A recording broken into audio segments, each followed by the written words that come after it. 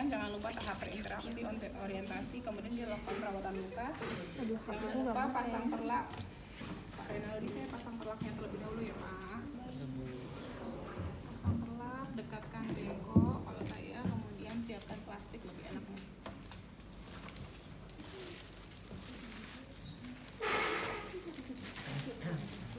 Hati-hati Wawa.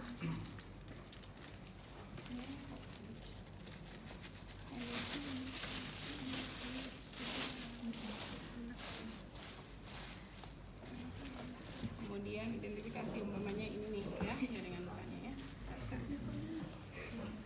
Siapkan terlebih dahulu. Nah, yang pertama adalah yang kita lakukan adalah pencucian luka gitu ya. Pada saat melakukan pencucian luka itu harus teman-teman lihat dulu. Jadi buka perbannya, dilihat, diperhatikan kira-kira lukanya seperti apa. Oh, basah sekali, eksudatnya banyak. Kemudian kita lakukan pencucian luka, ambil kasa steril. Kalau ini kasa steril maka ambilnya dengan koentang ya. Ambil, kemudian yang namanya pencucian luka itu bisa teman-teman lakukan dengan teknik perendaman, irigasi, ataupun bisa menggunakan tekanan menggunakan spet gitu ya. Nah, yang dilakukan saya ini adalah dengan menggunakan teknik irigasi. Jadi silahkan diambil terus kemudian dilakukan pencucian. Pencucian lakukan dengan mantap. Jangan terlalu sering menggosok di dalam lukanya. Lakukan penggosokan di perimonnya saja. Jadi diuyur terlebih dahulu, terus kemudian ambil sabun pencuci lukanya, terus kemudian anggap saya pakai sarung tangan ya, gosok tepi lukanya dengan mantap. Jadi jangan ragu-ragu, jangan gosoknya gini. Aduh, minumnya terasa banget. Nggak akan bersih. Jadi lakukan penggosokan dengan mantap dengan sabun gitu ya. Terus kemudian gosok, terus kemudian habis itu kita ngambil, kita uyur ya, terus kemudian kita bersihkan, terus kemudian kita ambil lagi kasa steril,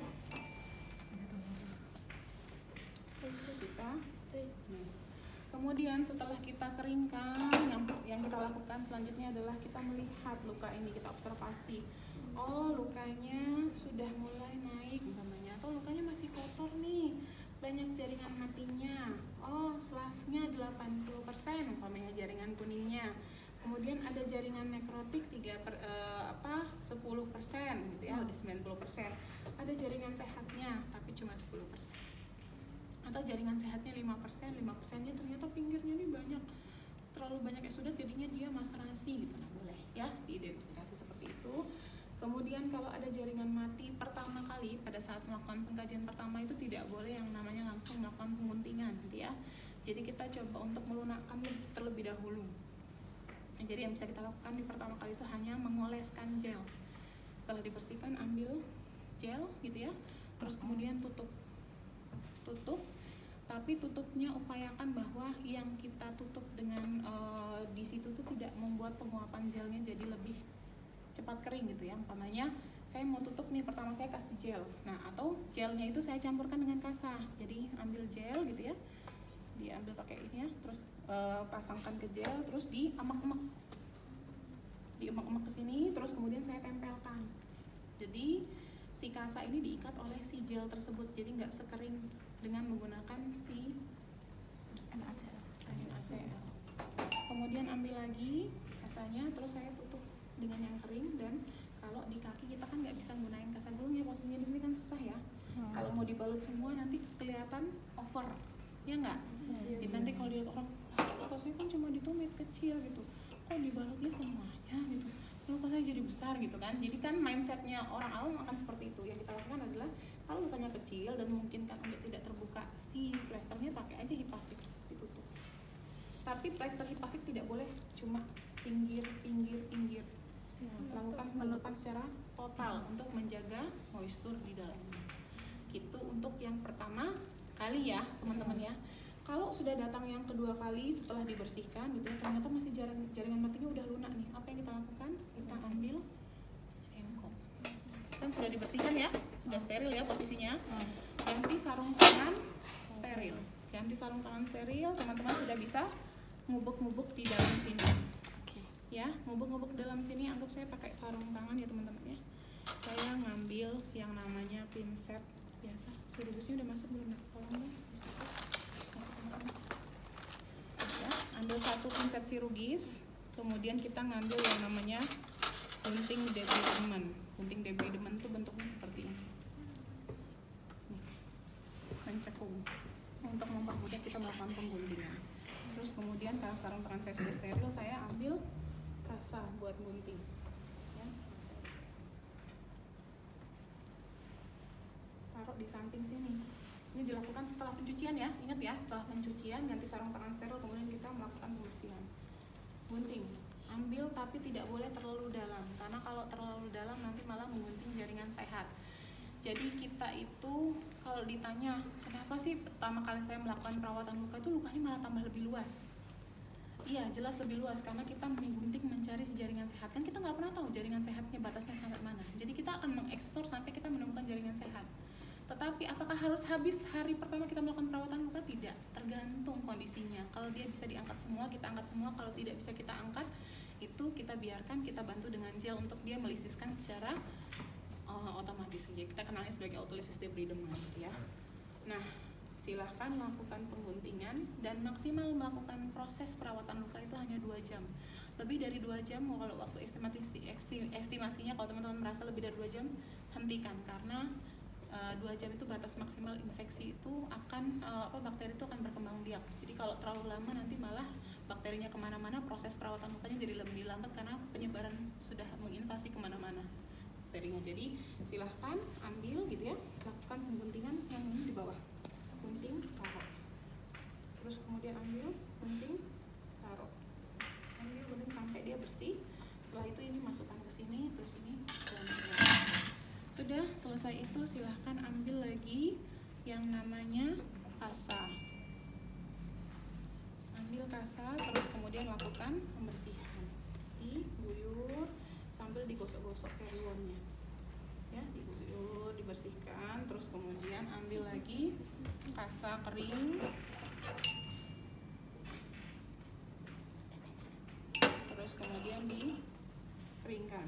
Nah, dikeringkan. Setelah itu di dalam situ dressingnya tergantung jenis lukanya ya.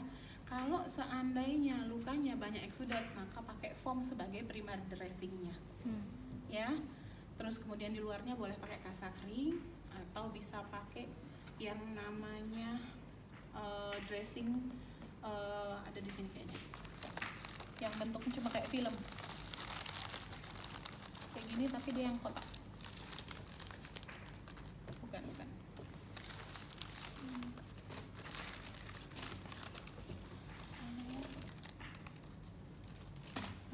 saya lihat segi empat. Nah, bisa pakai ini ya, ditutup di atasnya jadi kayak melon ini, dicopot ya. Jadi habis itu terus kemudian baru ditutup pakai plastik ya.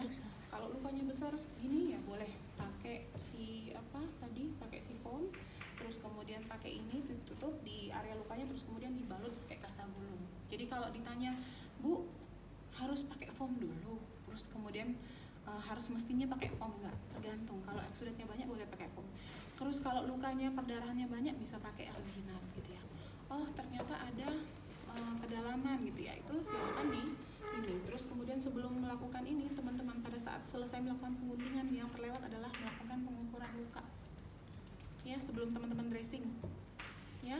Jadi silahkan dibersihkan pertama dulu, terus kemudian teman-teman melakukan pengukuran lukanya. Itu silahkan ambil yang namanya ya, ini sudah dituliskan namanya, terus kemudian teman-teman mengukur panjangnya berapa. Tidak boleh nempel ke luka gini ya. Jadi berapa panjangnya, umpamanya di sini kita melihatnya nih, ini kan dari 0 ya, berapa, 4 ya, 4 cm, lebarnya berapa, lebarnya umumnya 4 cm, kita tuliskan 4 kali 4. Kalau seandainya ada goa, ambil yang namanya, ini nggak ada ya teman-teman ya, ambil yang namanya si cotton bud ya, jangan pakai ini ya, pakai cotton bud. Terus kemudian kita melakukan pengukurannya itu berdasarkan apa? Berdasarkan arah jam. Anggaplah ini dasar lukanya ya, kita berdasarkan sumbu tubuhnya kemana kalau kaki ke atas ya.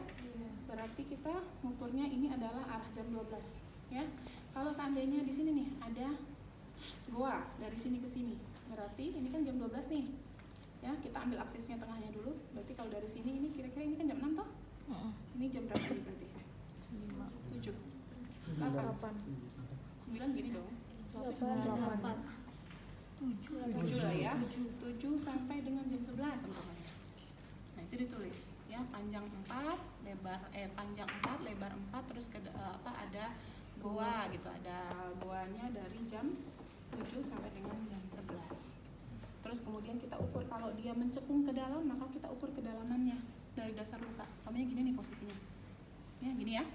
Ukur kedalaman lukanya berapa, terus kita ukur ke penggaris berapa senti kedalamannya. Gitu ya.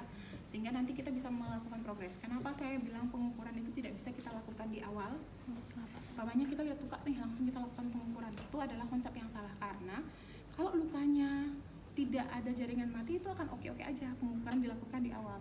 Tetapi kalau seandainya lukanya banyak jaringan mati, terus umpamanya kita ngukurnya pada saat dia ada jaringan matinya nih di awal ya kan, kita udah gunting, dia akan melebar.